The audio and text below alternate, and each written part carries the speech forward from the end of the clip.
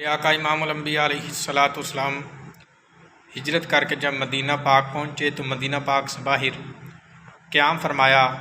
3 دن تک جس جگہ پر رکے اس جگہ پر میرے آقا امام الانبیاء علیہ الصلاۃ والسلام کی یاد میں ایک مسجد تعمیر کی گئی جس کا نام مسجد درار ہے۔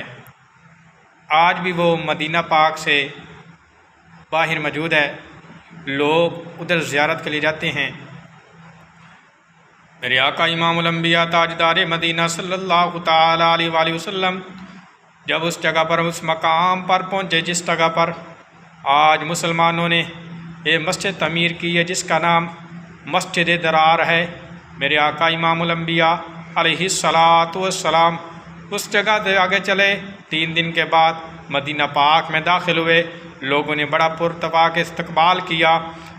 طلع البدر علینا، مدینہ پاک کی بچیوں نے کھڑے ہو کر دف بجا کر میرے آقا تاجدار مدینہ صلی اللہ تعالیٰ علیہ وآلہ وسلم کا پرتفاق استقبال کیا، نعرے لگائے، خیر مقدم کیا، خوش آمدید کہا۔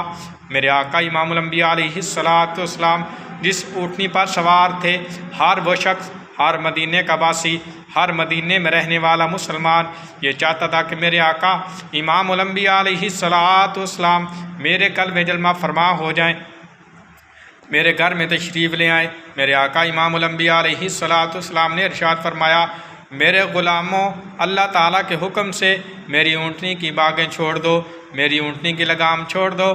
اللہ تعالیٰ کے حکم سے جس جگہ پر جا کے رک گئی وہی مقام ہوگا، جس جگہ پر یہ اونٹنی بیٹھ گئی وہی میرا گھر ہوگا، وہی جس جگہ پر یہ اونٹنی جا کے رک گئی وہیں پر میں رہوں گا، وہیں میرے لیے گھر اللہ تعالیٰ نے مقرر فرما دیا۔ میرے آقا امام الانبیاء علیہ الصلاۃ والسلام چلتے چلتے حضرت ابو ایوب انصاری رضی اللہ تعالیٰ عنہ کے گھر کے سامنے پہنچے۔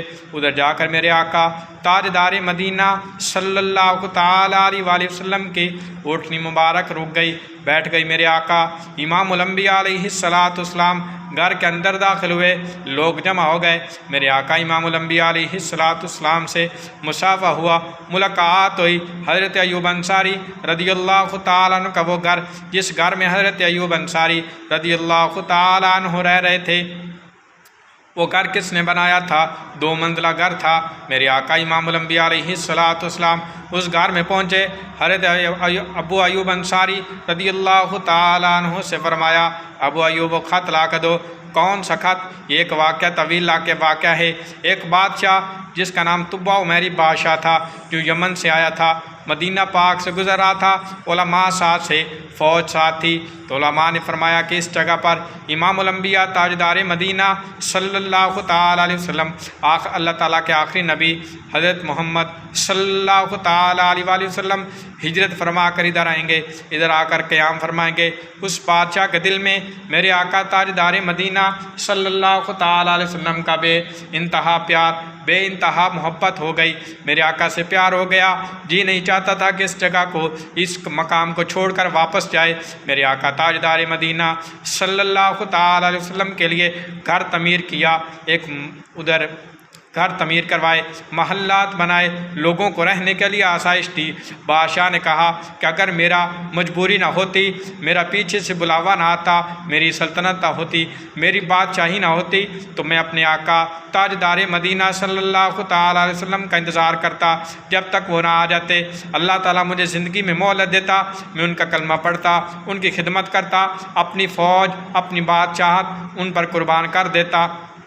وہ بادشاہ طبع عمیری جب واپس چلا گیا، ایک خط لکھ کے دے گیا کہ میرے آقا امام الانبیاء علیہ الصلاۃ والسلام اس وقت علماء کو خط دیا کہ ادھر رہو، اپنی نسل در نسل یہ خط آگے پہنچاتے رہنا۔